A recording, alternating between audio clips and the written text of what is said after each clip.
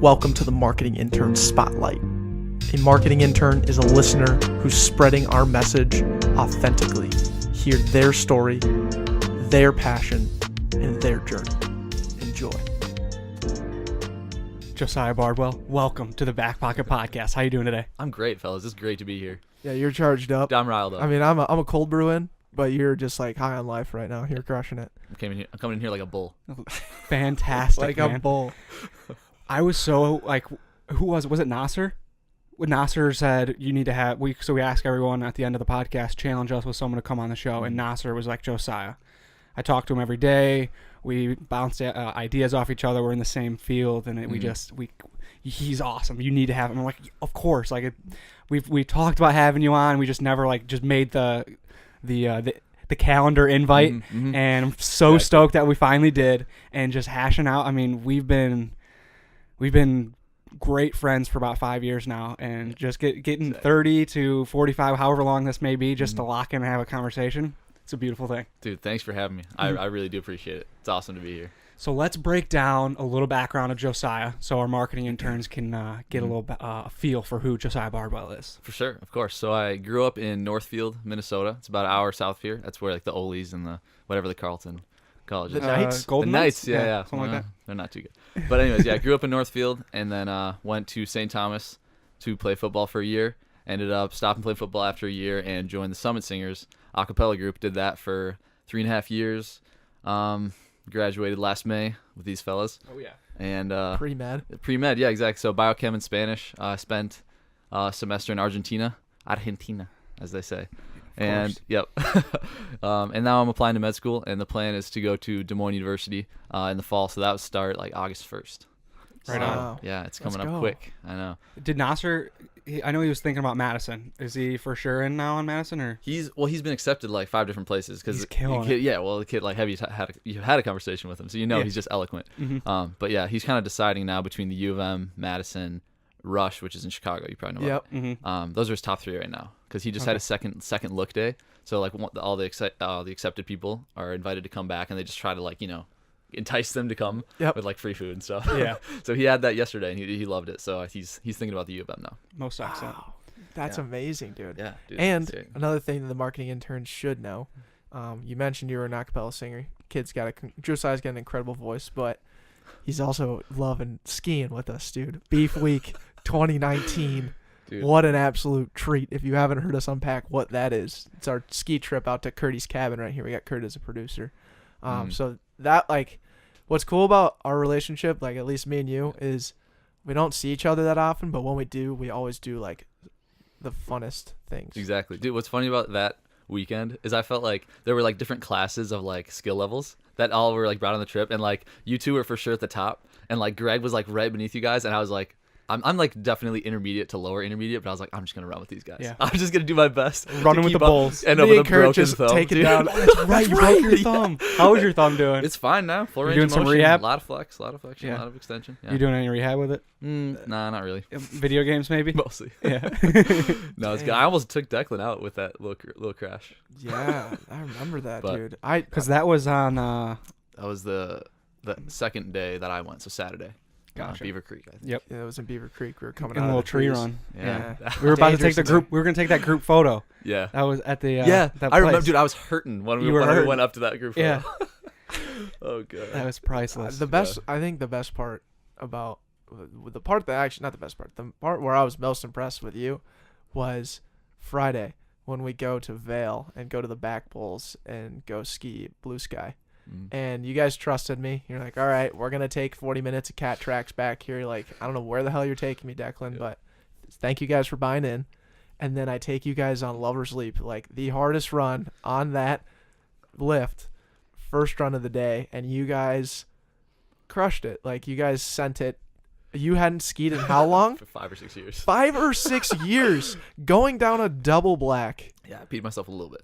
Just dribble. How was Yeah. that? What were you thinking that whole time? I'd love to just hear your thoughts. I don't know, man. I was just you know what? I'm not gonna hang back. And there's this ledge, right? So you have to do it. Otherwise, you're going way out of your way, and you're gonna be doing your solo thing. I didn't want to do that. I wanted to be with you guys. And I was you know what? If I can just suck it up and be okay with being uncomfortable, we'll be fine. We'll be fine. Yeah. I was dying too because Greg went first, And like he was gone. Yeah, like no, you and I he are standing right next to him. He's gone. dove in. Yeah, he's just gone. And then I'm like not even looking over the edge at this point. My heart's racing, and I just go, how's it looking over there? And you just like do one of these. You're like, it's pretty hard, man. But we gotta do it, right? Yeah. And I go, yeah. You want to go first? Here you go. Sure. And then you were gone, like just off the side. I didn't even see you go. And then I was like, all right, I'm the last person up here. Like I have to get down.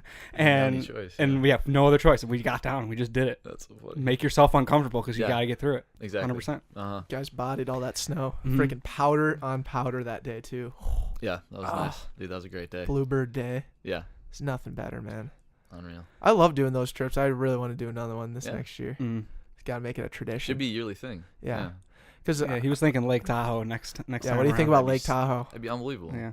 Yeah. Just an incredible time. That'd be so fun. Oh. God. But kind of trapping the puck on the ski conversation. I want to tap into your finding of pre-med and kind of realizing like that was kind of the route you want to pursue in college, and then realizing, okay, this could be my career path. So when inside college, or did you know pre-college like that I'm going to study this field?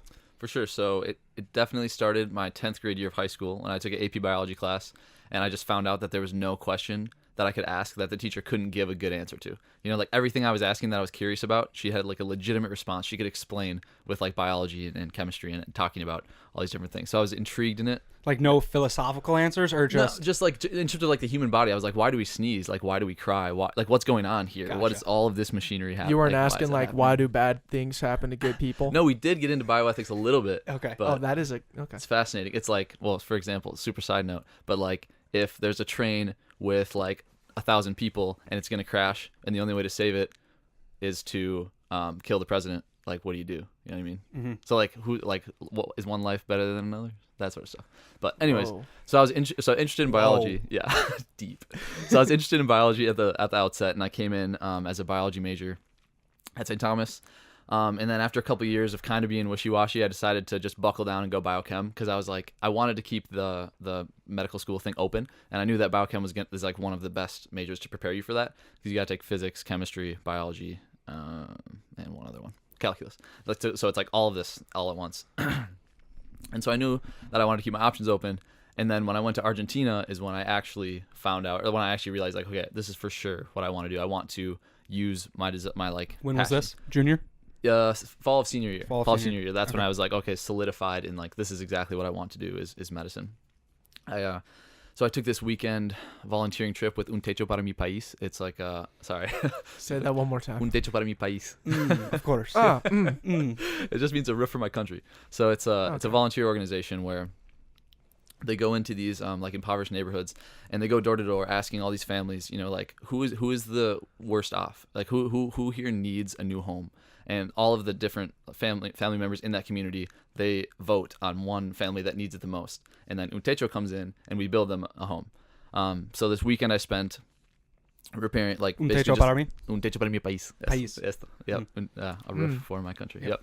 Yep. So I spent this weekend. País is country. And then yeah. techo is roof. Gotcha. And so I spent the weekend doing that, and at the end, the dad, who I had like kind of formed a relationship with my like kind of broken Spanish, like kind of like chatting with him, he comes up to me and he's like, talking to me in Spanish. He's like, "Do you like soccer?" And I was like, well, I don't really, but I was like, yeah, of course, because you don't want to offend people. He's like, who's your team? And I was just like, the national team, Argentine national team, because again, I didn't want to offend him. And he's like, no, this is your team. And he pulls out this like, Los Independientes is like a team, a club team. He pulls out their jersey. It's like this nice jersey, and he gives it to me at the end of this weekend for like, just because it's like we're providing this for free, you know. And Yeah. I think it meant a lot to him to be able to give something back. And so I don't know. I guess seeing the way I could like care for someone, and the way that they were impacted by it, by like this guy giving me this jersey when he just did not have very many changes of clothing, for him to give me something that obviously meant a ton to him, was like just super impactful for me. And it made me realize that I want to spend my life caring for people in a way that transcends more than just like building them a physical home, like, you know, treating their ailments, like giving you medicine. No, I want to go beyond that and actually care for the individual person, you know, because this father of this household, like, he obviously appreciated that we built him a house, but I think he was more than that, like super excited that we had come in and actually like played with his kids and like got to know him on a personal level, you know? So more than just being like workers, we actually cared for him holistically. And so I think when I realized that translated directly into medicine, when I started scribing in the ER, that got me excited, because you can like get really real with people and connect with them on a personal level while also using, your passion for science to like use that expertise and knowledge to then care for them. So it's finding like the Venn diagram of what you like and what you're good at and bringing them together, So that was probably the biggest moment for me. A lot of value that you were finding and providing for others. Yeah. And that was the return on investment for you.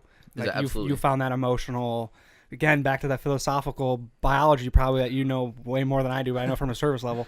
Just that fulfillment inside you of you having the opportunity to give people something that they did not, and the reward that they you could sense in them immediately returned into you. Yeah. Plus, it's just fun, man. Like, medicine's just so cool. Like, it's always changing. It's always evolving. Like, you're coming up with new ways to care for people. And obviously, it's complex. And, like, in the United States, it's kind of messed up. Like, our healthcare, like, we spend, like, 17% of our GDP on our healthcare. And we have, like, the 40th best healthcare in the world. Oh. So it's, like, we have other countries spending, like, way less of their GDP on healthcare. And they have way better health outcomes. And it's super complex. So why do you think that is? Oh, dude. It's problematic. It's, like, we... So that's a huge part of it. So we have like this free market, capitalistic themes running through like every part of. I don't know what that was. The wind's blowing and, okay. Whatever. Don't worry about it. So we have this like, this really good thing where we have this free market in American society and American market, I guess. But what that results in is like big companies just wanting to meet their bottom line, and so like you said, big pharma being the ones who put out the prices on their medications, and like in other countries there's negotiations that go on, because when you have a single payer healthcare system, the government can negotiate with big pharma and say like, we're not going to allow you to like jack up prices on these people, like we're going to force you to like keep it low. Do you guys remember the thing with Martin Shkreli with I do, yeah. So he patented or did something, he like owned the one of the really important medications for AIDS, and it went from like $30 a pill to like $750 a pill. So they literally put him in jail for it. Mm-hmm. Yeah, it's crazy. But stuff like that. So we have a society that really values capitalism and meeting our bottom line and competition. I mean, there's a lot that's involved. We haven't come to a place like we need to make a moral choice as a country to say, is healthcare a right? Like, does everyone deserve healthcare regardless of if they're rich or poor, or is it not? Or is it something that only people who have money and can afford should receive? We haven't really made that decision yet. And it's so wishy-washy that it's like not helping either side. Yeah, we're more on the side to say privatize everything. We don't want socialized medicine. We need to stay away from it. But I mean, there's aspects of it that are super beneficial. I mean, like in Canada, if you have like an emergent procedure that you need to have done, there's not like a long waiting time. That's like the big flaw that everyone talks about with Canadian medicine, is like if you have like an achy shoulder and you need a shoulder replacement, it's going to take you like a year and a half to get it replaced. Like there's long wait lines for sure. Jeez. But then you don't pay for it. You don't pay for anything, Could you pay for it in Canada if you wanted to get it replaced? Yeah, it's like 3 to 5% of medicine is privatized or something. So there's a small portion of privatized medicine for like the elite or whatever, but they don't want that to happen, Yeah. Well, another thing too is a lot of the times, are you given, a prescription or something that you might not necessarily need? Like, are there other routes that Canada could implement, like chiropractic or some sort of personal care, where if you have a messed up shoulder, you can go to a chiropractor and get that adjusted and rehab it? Yeah. Something like that. Yeah, there's layers to that, especially your first point about like giving medications that you might not necessarily need. Yeah. There's this thing called defensive medicine, where like doctors in the U.S., so we pay, there's like malpractice insurance, so like you don't want to get sued for anything you do. Yeah. So like in the ER, if there's anything going on in someone's abdomen and it's like the test results came back negative, there's nothing wrong that we can see in the tests, but you still have pain, we're just going to send you for a CT scan, which is like $2,000, but we're just going to do it because the doctors want to be able to, at the end of the day, say, well, I did everything I could, and we're going to send you on your way. Yeah. So we overscan in the ER more than any other country in the world because, I don't know, malpractice lawsuits, and people just want to cover their bases. Dang. And then we all get charged for that. I mean. Yeah, exactly. And then it's this battle because there's so many different insurance companies, and like, so the price. Shout out Jack Burke, exactly. So like the price initially will be like however many grand, like $20,000, and then like like it's like the hospital and the insurance company. So the hospital will be like, it's 20 grand. The insurance company will be like, no, it's only 1 grand. And then there's literally this back and forth until they come to an actual price that the insurance will pay. Which is like so weird versus like in France, you walk in and they literally on the wall have like, you're going to get an x-ray, it's going to be $23. You're going to do this, it's going to be $50. It's like, you see what it is. If you ever go to the doctor and you ask them how much is this going to cost, they're like, I don't know. Depends on your insurance, depends on this hospital, depends on the state you live in, state federal taxes. Even going to the dentist. I just went to the dentist this last week, and I was like, I don't know what I'm gonna do when I walk out of here. If they're gonna drop me with like $10,000, is it gonna be like $40? Like, I don't know how. Just that's never been part of like my payment process, and now it is. And I'm like, what the hell am I doing here? Am I just going to walk out of here in so much more debt? Yeah, there's a lack of transparency there that's frustrating. Yeah. But it's hard to implement that transparency with how many insurance corporations we have. And a lot of it, one of the huge costs in terms of healthcare for the for the U.S. is like administrative stuff. So when you have tons of different insurance companies, everyone, and like you have to hire a bunch of administrative people in the hospital to like sort all that out. So you're paying a lot of people versus if you had a single payer system, it would be less complex because you'd have like set prices. It's just like universities. Yeah. Fucking administrators reel in the dough. Yeah. And that's where all the cost goes. And like that, the more expensive it gets because they're hiring more people to delegate more shit. And then it just gets more pricey. Makes sense. Because they're operating on nonprofit, right? Yeah. All universities are nonprofit. So when they raise the prices and they get all this influx of cash, they got to spend it on stuff. That's why LSU looks like a freaking water park because they got all this amazing stuff. St. Thomas can renovate their facilities and everything as many times as they want. And they create these new 10-year projects so that they can show investors, show people that they're putting in money in a long-term time. Yeah. And it even like this is another crazy thing that I found out was like there was always this argument to say like, okay, college is expensive. Well, let's just give you more money. Like let's let's make it less of a burden to get $10,000 for student loans as opposed to $5,000. So what does that do? That basically gives me more money to pay the universities. The universities see that $10,000 in cash right away. It goes right to their bank.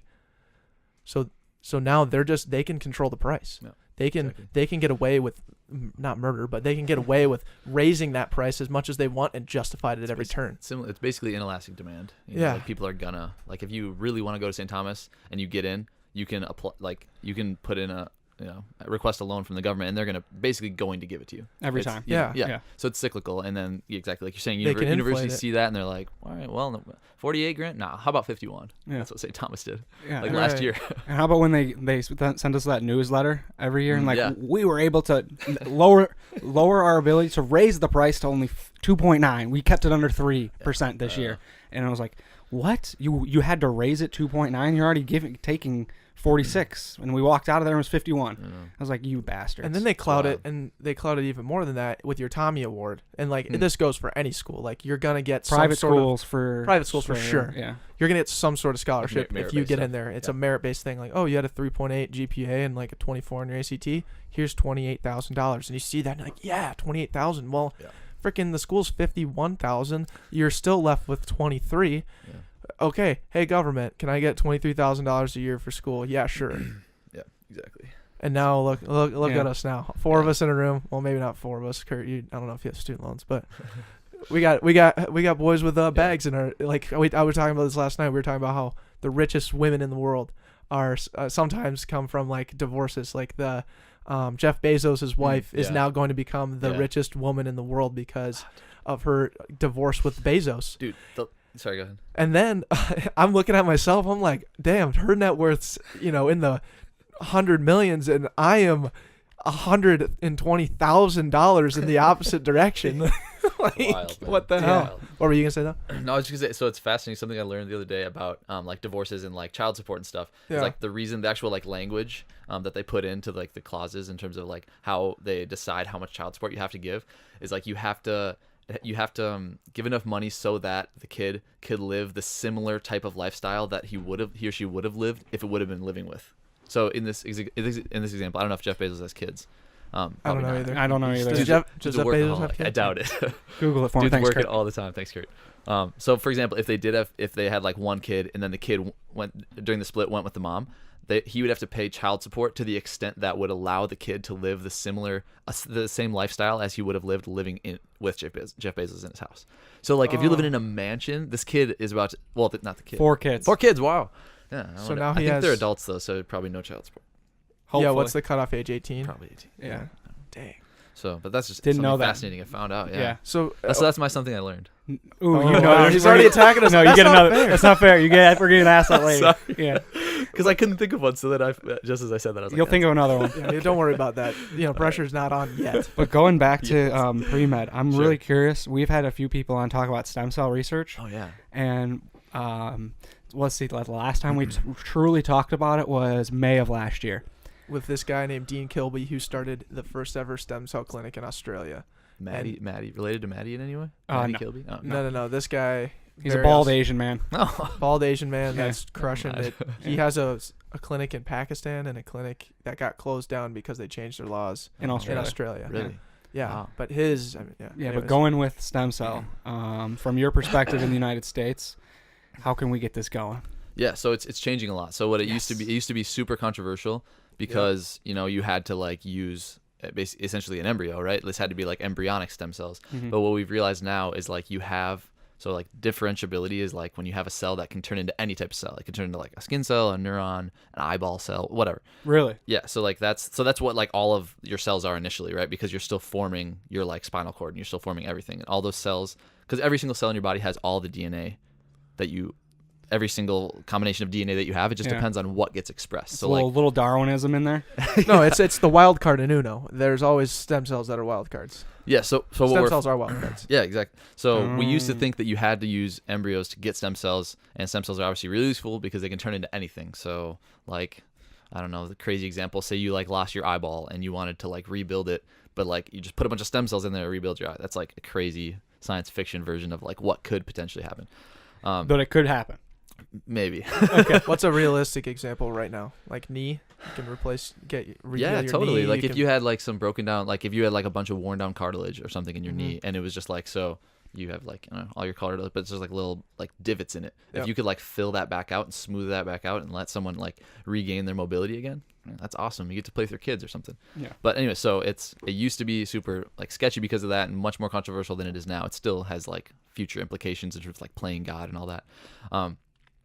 But now we found like pluripotent stem cells. So like I think I might be messing this up, but I think in our bone marrow we have pluripotent is kind of the same thing. They're undifferentiated cells that can turn into anything. So essentially what you guys are thinking of as stem cells, so they can turn into anything. So we found those in bone marrow, I believe. I hope I'm not messing this up.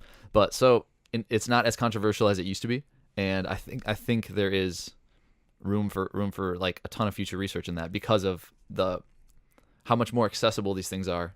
Like you can't just like, it's obviously super controversial and you get into like abortion rights and all this stuff when you're talking about embryonic stem cells. But if you can just take someone's bone marrow and then repurpose those cells to like fix your knee, that'd be awesome. So what about the controversy, like you said, playing God? Now Oh, you're yeah. able to, with CRISPRs too, Mm-hmm. like you can now alter genes so that you don't have certain defects with yourself, and you can now kind of manipulate and control the outcome of a human being. A lifespan of a human. A lifespan is part of it, but even more so, that lifespan's directly tied to like the core genetics of a person. Sure. So you can take out that autism, you can take out all those different, Make someone HIV harmful, resistant. harmful diseases and things like that. You can take that out Yeah. and make that external. Mhm. What do you like? Because that's going to be a serious, almost not philosophical, but moral Yeah. issue. Yeah. I don't know, man. I tend to lean away from it and just say like it's better to just let God do it. Sure. But on the other end, there actually was pretty recently, like in the last month, this guy in China, not cloned, but like he used CRISPR to make some babies HIV resistant, so like they could never Wow. get HIV. Like those kids exist and they're like healthy so far and they're living. But I don't know, in terms of it could be controversial in the future, but I also think it's going to take a lot longer than we think to figure it out because, dude, our genetics are so incredibly interwoven. Like we used to think that it was like probably just like one gene that coded for your eye color, one gene that coded for height, one gene, or maybe like a couple, right? But it's so much more complex than that. Like there's like hundreds that like act on each other. So like if any one in that series of actions gets manipulated or changed in, or like there's some sort of mutation that doesn't result in it, it can change it. So it's just wait. Let's unpack CRISPR real quick. I don't know if people know what that is. I have a pretty surface level. Just real dumb guy, average guy. Like, what is CRISPR? So, okay, let me think. Oh man. It has to do with bacteria. You don't have to go that deep. Yeah, no, I'm just trying to think. So basically so you have a bunch of DNA. Every single one of your cells has all the DNA in your body, and just depending on what. Some chromosomes. Yeah, 23. Mm-hmm. And depending on what you differentiate or what you express, that's what becomes, your skin cell, your whatever cell. I think CRISPR can manipulate what gets expressed and what doesn't. So you have like acetylation and methylation. So if you have so you have exons and introns. Exons are the chunks of DNA that get expressed that turn into your eye color or whatever. Introns, you have tons of introns. Like every cell, like 99% of it does not get expressed. It's an intron. What's it doing? It's just chilling, dude. It's like housekeeping genes. Like some of it gets coded for like little stuff in the cell to like take care of like your mitochondria and blah blah blah, clean up stuff, liposome, like so they're still active, but some they're not of them are. expressed. Some of them are, yeah. Okay. But most of them are just like literally just sitting there and laying dormant. And so I think what CRISPR does is it in some way manipulates the cell so that you can turn off the expression, so you can methylate. So methyl is just like literally a carbon with 3 hydrogens, and if you slap that on a chunk of DNA, on literally a gene, it can't get expressed because your DNA, your stuff that's coming through to like express it hits it. It's like can't do it. It's basically. So you can do that to the genes you don't want to have expressed. You can methylate them, or you can acetylate the genes that you want to express. You can do that. I believe what CRISPR is trying to do. I believe, yeah. That's my baseline. That's good though. I understood it, and okay, I took one. No, I didn't take a single science class at St. Thomas. Okay. You didn't take a single one? I thought you had. No, I did. I took geology. That's not rock. No, it's science. Probably. It's science, kind of. I don't want to offend anyone. No, Rebecca Clark. I think that was her name. Yeah, she was awesome. I have a question. Hold so, on. Yeah, go ahead. For sure. You go? No, you I go. Okay. So Nasser kind of touched on this in the ER as a scribe. For sure. And being in that room and how you're when you go from patient to patient, the atmosphere, the patient itself, and the case that you're on and writing and documenting are different, and they're all right next to you. Like you could experience the trend, like the closure and beginning of life from one room to the next.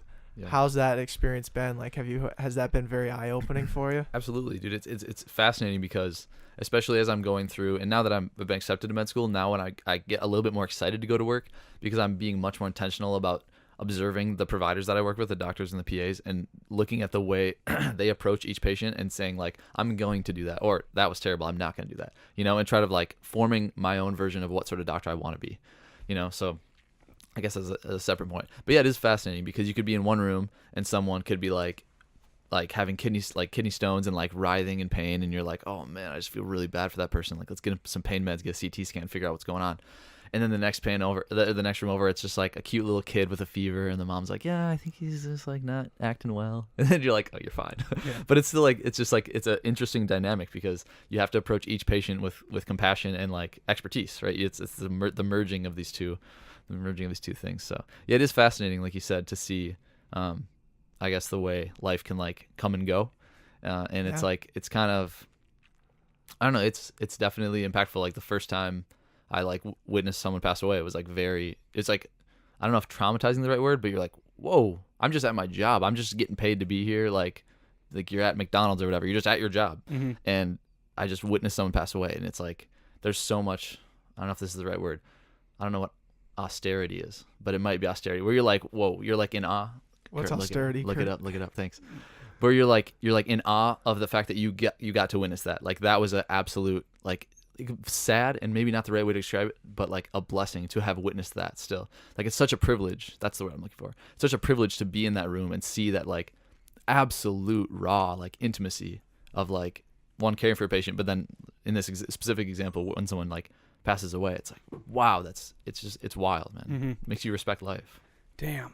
So, and one of the other things that Nasser was telling me was just like a really cool experience to have in the ER was like the other employees that go into the day-to-day and to make things happen, right? Yeah. So he was talking about the nurses and just how much of a warrior and how really they are the catalyst to that whole environment. Oh yeah, dude, the nurses in the ERs are badass. They seriously are, dude. Like, I feel like to be in that situation, to like want to choose that specialty, you have to be just like authoritative, basically, because you have to like run stuff. Like the doctors, yes, you're like in a way calling the shots, but it's so much more team based than it's ever been. It's not like the doctor's the captain of the ship and everyone else is just their little minions. It's like, no, this is like shared care of the patient. Like we're all relying on each other to provide the best experience possible, I guess, but like to care for the patient. That's it, the best experience, because the nurses are the first person to interact with that patient, so they have to totally embrace whatever emotion comes in. If that person's ready to give information and be a friendly, kind patient, or the patient's coming in there and like, figure me out right now, I'm angry, I don't want this happening, and I have no patience. And the nurse they're the first point of contact, and they can set the tone. And the majority of the time they are they're working on 8-hour, 9-hour shifts that are just draining, and they're doing the truly best they can. And these patients are just, they control. Yeah, it's awesome. And hearing Nasser's perspective, and you're saying these very similar things, it's pretty cool how team based every point of contact is. Exactly, it's wild. It's like, it's sort of, I think about it like football a little bit, where it's like 11 different people. If everyone just does their job, like do your job to the best of your ability, don't overreach, don't fail, but like just do your job, we can be a fluid team and we can be successful. You know, that's how I feel about it. That's why I like emergency medicine. That's a specialty I've been thinking about doing. Just because it's like it's just fun, it's fast paced. You get to do procedures, so you get to like sew people up, you get to like reduce fractures. Dude, on New Year's Eve, I don't know if I told you guys this. On New Year's Eve, 2 people came in within 30 minutes of each other with the exact same fracture. It was a trimalleolar fracture. So their foot, instead of being like this, was like that, straight out. Yeah, and they were at bars that were across the street from each other. No way. Yes. So like the exact same mechanism. But yeah, one guy just like got pushed and started to fall backwards, and like, I don't know, just got some weak bones. Basically bird bones. I don't know. Doesn't drink milk. He's a feeble guy. Yeah. Doesn't drink Fairlife. Doesn't drink Fairlife. And get some Hardy. And then the other lady was like wearing high heels in a slippery bathroom or something. Yeah. Oh. Yo, being in that one would be nuts, because you know it's just a bunch of women in that bathroom, and it just they witness that. Dude, it's so wild. Bathroom line was lit. Your malleolus is just jutting out, like you just see it. It's crazy. And then that's that thick bone. Yeah, ankle bone. 2 C's. Oh my god. And then so like a procedure we'd get to do there is like put them on propofol, which like is a temporary sedative. Basically, like you can kind of feel the pain, but you don't remember anything. Like you're basically out, and then you literally just rotate. Snap. Yeah. Well, sometimes you hear pop, sometimes not. You put it back in place. It's wild. You don't really physically put, though. Putting isn't the right word though. You don't like it to you don't get to place. Is it violent? Oh yeah. Well, you're like yanking on it. Because there you go. Because your body. That's what you wanted to hear. Yeah, that's what I wanted to hear. Yeah. Because this is a podcast. We have to really. Yeah. Good point. Words are good. Because your body's just like it's fighting you, and it's already swollen, and it's just and so. What about like the tendons? Are you like worried about like snapping an ankle tendon as you're yanking this thing back into place? That procedure were those the first times you were in the situation to help with that, or no, this was just this past New Year's Eve. So this had happened, or I'd been working for like over a year. And that's is that a common injury out there? No, but it's fun though because it's dramatic. You walk in, you're like, oh shit. Yeah. I get to yank on this ankle. Yeah, I mean I don't get to do crap. I just get to stand there and watch it. But this dude just yanked his ankle. Yeah, basically. And then he did it again. Yeah. This girl's foot was messed up. Yeah. Now it's fixed. Dude, you see crazy stuff. Like this one guy was welding without proper eyewear. And you got UV keratitis, which is where you get like little granulars. You literally get like sunburn on your eyeball. Yep.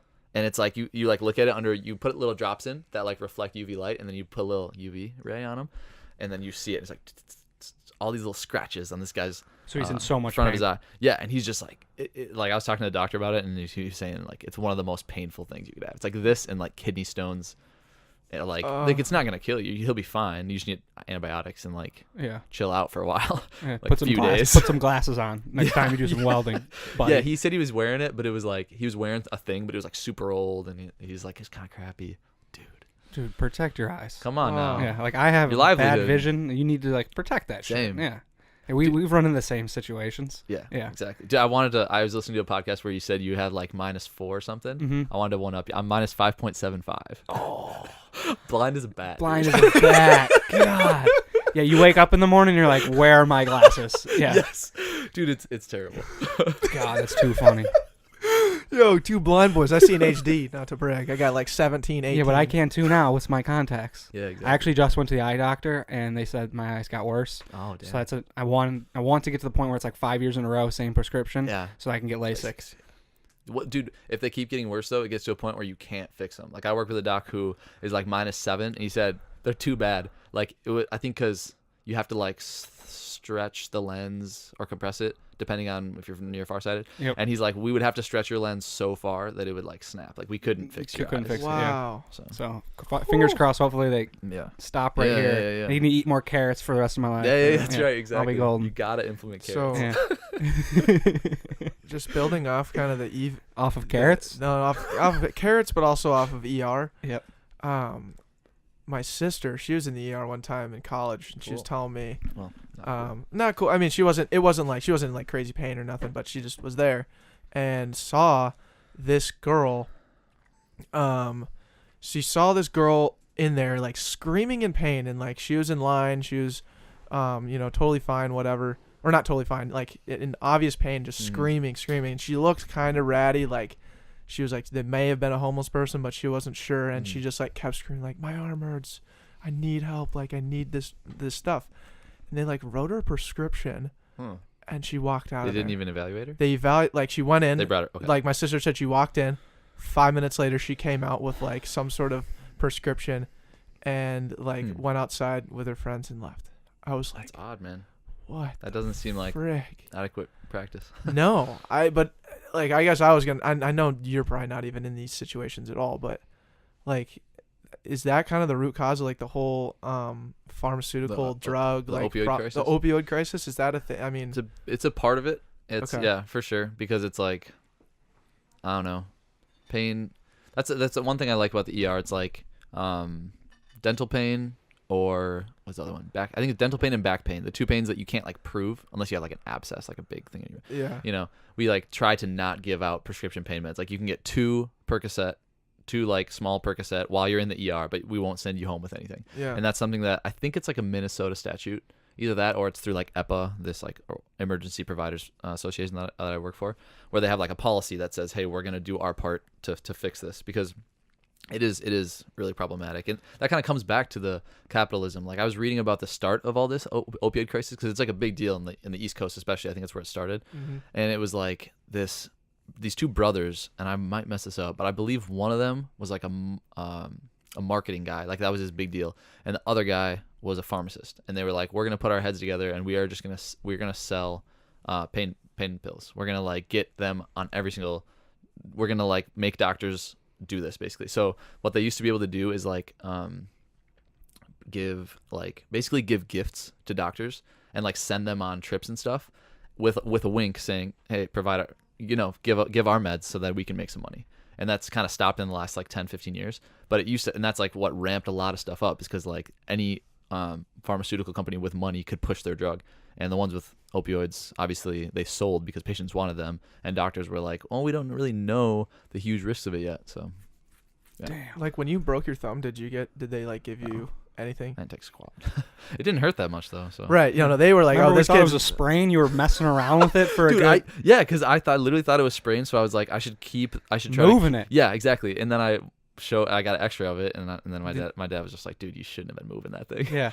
And I kept it in my hot mitten for the next like 3 hours, because we skied for like 2 or 3 hours after that. Yeah. And then by the end, it was just like freaking. Then I jammed it into Matt Christensen's back, trying to whatever we were playing charades or whatever. That's right. And you just like jumped in pain. Yes, that was painful. What run did you break on? It was in the trees off of Rose Bowl. The ones where that tree, that really nice. Yeah. You probably know what I'm talking. You probably know what I'm talking about now. Exactly. Yeah. These 2 know. I couldn't describe it, but you could. Trees off a Rose Bowl. Yeah. Oh yeah, for sure. For Yeah, sure. it's like a blue run, and there's trees like right off the top of the lift, and they're amazing because everyone always skis past them, and so we just had bottomless chowder in there, Yeah. all because no one was going in there, and we Yeah. went in like And then 3 or 4 times. and then I just went in reckless. no, It was like the out 3rd of time. it. We were feeling confident. That's Yeah. right. That's right. We were like, oh, let's just keep doing this. Yeah. We were coming out of the trees, Yeah. and that's when you just were flying. You were going something fierce in those trees, dude. Oh, that's where like I feel like a lot of the injuries happen in skiing is in the trees. Like, Yeah. Totally, oh totally. my God. But That's nuts. we're trapping the puck and transition to some back pocket questions. Ooh. Our favorite question, the question we ask all our guests. Let's go. What is your average quality? And I believe you've heard this many times, but we'll frame it for you anyways. It's something you do well at times, other times not so well. At the end of the day, it's your average quality. So, Josiah, what is your average quality? I think it's car hygiene. I think Oh. some days I'm pretty good about keeping my car, some like months I should say, I'm pretty good at keeping my car clean. Mhm. But like some months I'm just not. In the winter I get bad about it because I don't want to like take the time to like open up all my doors and vacuum everything out. You know, Yep. it takes a while. Yeah. So like the last couple months I've been very bad about it. I noticed. I remember. Yeah, and I'm also self-conscious about it. So like tread lightly. Okay. I'm just kidding. I remember you were picking up Jack Burke, and I saw your car. And I was like, that's kind of shocking. Honestly, dude, This it dude's was. a hoarder. I was like, what? You're just a well-kept guy. Your car is like, what's going on in there? Dude? So now you get it. Yeah. It looked like a homeless man like stole an Audi and then basically had all of the things he owned in his back of his car. Have you seen the other guys? Yes. Yeah. Bunch of homeless guys had an orgy in there. Yeah. Call that a Dirty soup Mike. kitchen. Yeah. A soup kitchen. Dirty Oh, Mike and that's the boys, right? Yeah. Yeah, exactly. Oh my God. That's too good. Okay, and then going right off that's your average quality. Yeah, for sure. But this is something you keep in your back pocket that is something you utilize Mm-hmm. when anxiety is rising. You got a lot of pressure on you, and Josiah needs to overcome this. So it could be a habit, an emotion, for sure. something that you use to help you overcome these types of situations. Mhm. So what's in your back pocket? I think what's in my back pocket is having had all these experiences in Argentina where I just became comfortable with being uncomfortable. Like when I showed up there, I did not speak that much Spanish. Like I knew the rules, some of the grammar and stuff like that, but I couldn't put a sentence together in any form of confident way. And my host mom, who I was the only person that I was living with, it was just me and her in the whole house, didn't speak any English. And she also like didn't really eat dinner. She would just like cook it for me and then like sit there as I ate it. So like any sort of conversation I wanted to have with her had to be in Spanish and like in between bites because there was no one else there. Yeah. So it started off like just super uncomfortable. Like I was just like awkward all the time. And it came to a point where I was just like, okay, I could either like avoid her and try to like sit in my room and just FaceTime Lauren and speak English all day, or I could go out and like pursue these conversations in Spanish and like get better, like talk to every single, like there's not a single taxi driver in Argentina or that I met in Argentina that I didn't like have a conversation with because I was forcing myself, to like be okay, like sit in that space where you're like, oh God, I don't know if this person understands me. I barely understand them, but I'm just going to like trudge through it and hope that they'll like give, help me out here. Mm-hmm. And so like, I guess learning to be okay with like sitting in that uncomfortable space and saying like, hey, it's going to be all right. Like you just got to be okay with being uncomfortable and it'll all get better in the end. And something that we've been doing at ease for the past 45 minutes is understanding what each other are saying and building off of that. Yeah. You're going on the very root, basic part Yeah. of just trying to actually know what this person is trying to get across. Yeah, dude. It blows my mind, right? It's wild. And it's like, it's also one of those cool things that it's like like people say you're like, whatever, like a lifelong learner. That's like what Spanish is. Like I've been Spanish interpreting for the last like 5 months, and I've like spoke Spanish pretty fluently since Argentina, but I'm constantly learning new words. There are constantly things that come up where I'm like, I don't even know what the heck you're saying. Like sometimes I'm confident and sometimes I'm like, dude, what? Yeah. I don't know what you just Did you said. come here with speaking Spanish, or was that a different language? Yeah. That's But- too good. It's Yeah. amazing that you can learn a language when you're just starting to learn to speak, like when you're really, really young. But then when you're older and go to college and have to take Spanish or something, Mm-hmm. you have to you can't just learn it Yeah, dude. at the it's, same pace as what you were when it's you were fast. 4. It's brain plasticity. How crazy your is brain that? is literally just like more moldable. Like you just have a bunch of unmade neuronal pathways, so then like they can just be made in any way that you want them to be. It's crazy. Like little kids are just like little wizards. Like there was like this literally like little kid that I was treating yesterday in the ER, and I was speaking. He was a Hispanic family, and I was talking in Spanish with her. She's like 4, probably better at Spanish than me. Like literally, like Right. could bounce back and forth. Like that's so impressive. Mm-hmm. Because that's all Wizards they know. is a great word. Yeah. Well, yeah, they are. Little kids are wizards. And They that's are. it's the biggest takeaway from this podcast. If you're listening.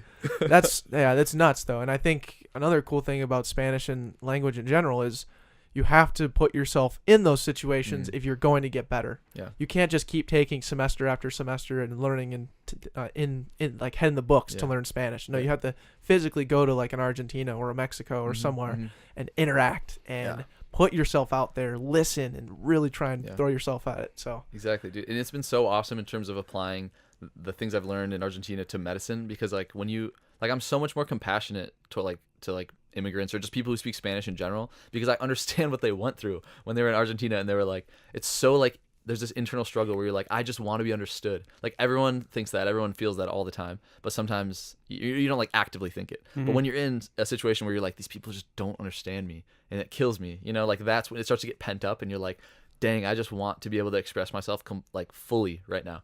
And so like I experienced that, and so now when I'm here and I see Hispanic patients who are like have to like get an interpreter in the room, and they have to like really slowly, repeatedly explain themselves to like really get across what they're doing or what, you know, why they're there.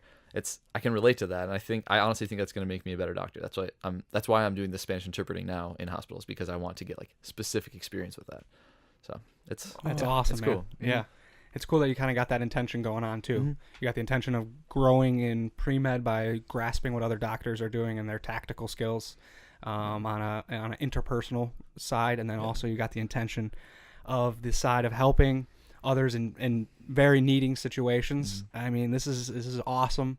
I love tapping into that and hearing your growth, and when we were just talking this about Io, whose podcast came out last week, of the future, right? When we have the ability to, this podcast will be hitting it 4 years from now, and we'll have you back on probably many times prior to that, but still 4 years from now, and hearing just the growth, the continual growth, and that just pathway of you're trying to open up new doors and find that next step. We're all in the same shoes. All four of us are in the same shoes, just trying to figure it out and just trying to take that next step, one baby step at a time. It's an incredible thing, and we're doing it as a unit. We get to share each other's stories and really appreciate it all. You get to document the journey. Exactly. And I love what you said about like being a lifelong learner, because you know it's required. You need it, and it's fulfilling too. Totally. I love reading books and writing stuff down now more than ever, and I hated English class, and I hated history class, and all those like classes that weren't associated with engineering. But now, like, that's all I want to do. It's just very humbling as well. Like, it is to very be constantly humbling. learning, because you're like, man, there's the more you learn, the more you realize you don't know squat. Bro, I got There's like a so much out 19 there. on my ACT in the reading section. Like 4 reading sections, 30 minutes. You had to answer like 10 questions each. Like for most or not for most, but for some it was a breeze. For me, I had to skip one of the reading sections and just guess on it because I didn't have enough time to physically read it all through. And like I was never good at comprehending stuff, but now it's like it's a challenge. You got to keep putting yourself out there. Yeah, exactly. Like I just read Astrophysics for People in a Hurry by Neil deGrasse. Oh, cool. Highly recommend Yeah. it. Is it a big book? No, it's 200 pages, Okay. 12 chapters, and he just details like the history behind astrophysics, why it's important, and then what it is physically. It's kind of detailed, but challenges you in terms of comprehension and all that. Dude, that's highly recommended. Yeah, that's for a guy fascinating. like No, I yourself. would like to read that. Something I learned that's really interesting about like the history of science is I took this like quantum chemistry course, and the professor was talking. He did a lot of like history. The first like 5 minutes of class would be like the history of what we're about to learn, and then we dive in. Yeah. And he was talking about how like back in the early 1900s, in like that, you know, like the Einstein era, when like stuff about quantum physics was like just being like elucidated, people were just figuring out what was going on. There was like people were just heated, like at these like conferences. They'd be like national conferences in like Austria, Germany, US, whatever, and people would just like get in like not fist fights, but like just yelling fights at each other. Like different scientists who are like supposedly like super calm, like very like intellectual people would be like yelling at each other, being like, "No, my theory's better than your theory." Isn't that interesting? I never would have thought that like people would be freaking out like that. But. Well, what's cool about Neil deGrasse and what he does is he unpacks why the theory of relativity and what Einstein has done or did has changed the world forever and how we look at it, because what scientists try to do is try and prove each other wrong. Like you said, it is a lot of it is a competition, but it's all focused on trying to find the truth. And there have been scientists forever trying to prove the theory of relativity wrong because we fully don't understand it still. And the more they go at it, the more they're like, no shit, this guy was right. Like, this guy got it. And it's so the fact that it's been 100 years or however long since that theory has been instituted. Oh, It's wild. it's incredible. That's why I love talking about this stuff. Yeah, dude, it's crazy. It's insane. Yeah, there's a lot we still don't know. It's like half that class I took, quantum chemistry. Like he gave a disclaimer most of the days being like, this is what we know right now, and this could change, which is kind of frustrating, because you want to like, give me the facts. He's like, no, this is like, there's a 50% probability that the electron is in this side, the 50% is on this side, but as soon as you look, you don't know. It's like, so you can either know the position or the velocity. So if you do the calculation that gives you the position of the electron, you don't know how fast it's going. If you do the calculation that gives you the velocity of the electron, you don't know where it is. Whoa. So yeah, we don't know how to put the two together yet. Yeah. It's interesting. One day you'll One day. tell us though, because I'm not going to keep up on that. But you'll. No, that's I'm gonna not my keep doing realm. my Dude, thing. that was a class I just grinded through. The ones where you're like, oh man, like maybe physics at times was like that for me. 112 and 112 for sure. Yeah, electricity and magnetism. Yeah, because you can't physically see what you're actually Yeah. studying. Yeah. It's frustrating. It's tough conceptually. You just have to like memorize the math almost, Yeah. which I don't like doing. I like to know what I'm. Yeah, I think the Right. hardest one for me was chemistry, because you had to It's a really. language. It's a language. Yeah. You really had to understand like how all these molecules and things were built up in order to understand how they interact, and Mhm. like understanding like, oh, the alkali metals and the things that are one electron away are the most high energized because they want to be full. I know. They want that last You have to electron. you have to personify it. Yeah, That's how I feel too. you have to personify That's how I feel. chemistry, and it's very Oxygen loves electrons. It's very electronegative. Right. Yeah. yeah, it's crazy. But then applying like that to materials engineering, and then basically looking at like a table and being like, okay, this is how it's structurally stable and why, because you Mhm. know the chemistry of that substance and how it Oh, interacts with Crazy. everything. Yeah. Like, it's It's wild. that was one of my favorite classes though, because I really What was it called? Materials engineering. Okay. Yeah, Yeah. and I did a lot of like one of my favorite ones that we did, and how it kind of applies to like giving was there are these things called phase change polymers. So Mhm. polymer is a plastic, Mhm. and they're long stringy chains of carbon essentially. Mhm. And well, maybe not carbon, I don't know, but Probably some polymer. what they can do, these phase change Cotton. polymers can control temperature at depending on what you put into it, what kind of molecules you put in Mhm. to this polymer, it can control the temperature. So it can hold the temperature for Sure. a long time. So Okay. what they did, It's like a buffer. it's like a A buffer physical buffer. and it can draw it out for like 6 hours at a time. Whoa. And what they did is for premature babies that were born in Africa, they would have these sheets of phase change polymers that would hold the temperature at like 90 degrees, because the baby needed to be that hot in order to like okay. grow Oh. at the same rate it would if it was still in the mother's body. Hmm. And so they would wrap these babies in these phase change polymers. They would hold it for 6 hours, and then all they had to do was put that same bag into like a boiling water, and then it would cool down to like 90 degrees again, hold it for 6 hours, and that's how it worked. Wow, dude, that's wild. Yeah, That's really wild. one of my favorite classes That's ever. a really cool. Dr. Nelson application. Cheeseman, Let's she's go. amazing. Shout Amazing. out. Care about her. But That's anyways, I digress to progress. No, that was interesting. To a challenge. So you are an avid listener of the Back Pocket, and you know all about what we're about. So who would you challenge us to get on the show? Oh yes, yeah. I've thought of 3. 1. Ooh, Yeah. 3? Gosh. All right, Oh cool. no, you don't. No, have to give 'em all. 3. Pick one. How about We'll Alright. we'll pick three, them pick all. them all. We'll pick One. them all. Tony Perella? Love the guy. Mhm. Yeah. Terrific conversationalist.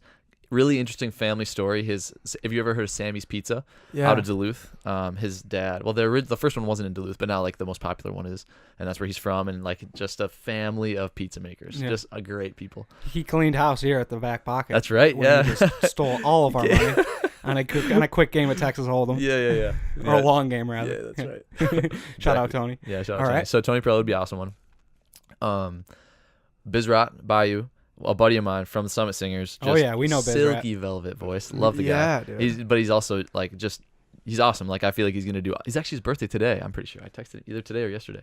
Well, this is gonna drop here in a month. If but- he's on the live stream, Never if he's on mind. the live stream, I'll send it to Oh, you. cool. Yeah. Yeah. So yeah, I think he'd be awesome just because he has had like he's just like he's a guy with a huge diversity of experiences. Like he's the undergraduate student body president, which is really cool. Oh, He's in really? the Summit Singers. He's like just super involved, and I'm curious. I haven't had enough. I don't know him well enough to have sat down with him and like had a long conversation about what he wants to do in life specifically. But I'd be really curious to have him on here and have you guys pick his brain because you guys are great at asking questions.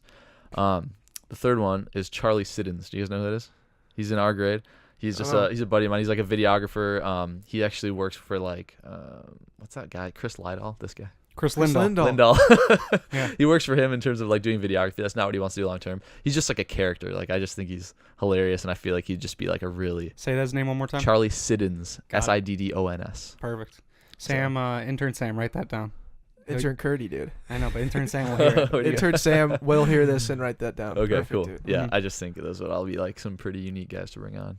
All tangible St. Thomas connections. For sure. Fantastic. Yeah. Continue to broaden our network. Yeah. And then transition to our final question, Josiah. It's been a goddamn honor to have you on. I'm so just stoked that we've been able to sit down here for an hour now and just hash out your story and just our connections and our growth and all that. It's just awesome. Absolutely. But this brings us to our final question, a simple question. What did you learn today? You've already told us many things you've learned, but we get to ask it in a formal way. Today, the most fascinating thing I learned today was absolutely what you're talking about with these like neonates being able to like wrap them up and take care of them. So you're taking something that's absolute, like this is just like bench work theory theory that turns into bench work, that turns into a physical product that you are not only using to like sell and maybe make money, I don't know, whatever your purpose is, but then at the end you end up benefiting someone with what you're doing. So whoever was in charge of that project, they weren't just putting money in their own wallets. They were providing value to the world and to literally the most vulnerable members of any society ever, newborn babies. So that was fascinating. Thank you for that. Hell That yeah, is what I Jackie. learned. Wow. Yeah. I'm glad you picked up on it. Look at it. Look, you made him so happy. You made his day. Dude. I didn't know if I explained that well enough because a lot of You did. times You did. I'll explain stuff and like. Well, he usually explains it to me and intern Sam, and we're Okay. like just not in that field. Like Yeah. I cannot process what he's saying when he goes through it verbally. Like you Yeah. need to write that down. We need to go over it 3 times, Yeah. and then give me some pictures. I don't understand the underlying mechanism. I'm curious about how it maintains the heat without Yeah. any sort of like. There's no input of charge, electricity, or like anything. I guess you heat it up beforehand and it just retains the heat. It Yeah, must so just think be of it like- as heat loss, and it's good at holding the heat loss when Yeah. it gets to a certain temperature. Okay. And okay. there's so heat is transferred through photons. Sure. And there are certain chemical makeups that can prevent these photons from happening or from being released. being released. And different polymers have like glass phase temperatures where they turn really hard plastic and really loose like spaghetti stuff, and somehow that ties together with the blocking of like its glass phase change and it preventing photons from transferring through have a correlation. That's interesting. And there's phase changes, so that the phase change is when it's right on the cusp of turning from a loosey goosey polymer to a hard Liquid plastic. to solid. Liquid to solid. Yeah. So those phase changes is where it gets caught right in the middle, and some sort of phenomenon helps it so that it doesn't. It reminds me of like a really localized, like a really acute like greenhouse gas effect. Like the sun comes in, but not all of the sun that reflects off gets to go out, right? That's why we have like global warming, climate change, all that going on. It like reminds me of that. So like you get the heat in, but then it can capture it. Yes. It's fascinating. Very similar. Cool, man. Oh, that was fun. Yeah. Heck yeah, dude. That was a freaking Dude. blast. Thanks for having me on. Seriously, this has been awesome.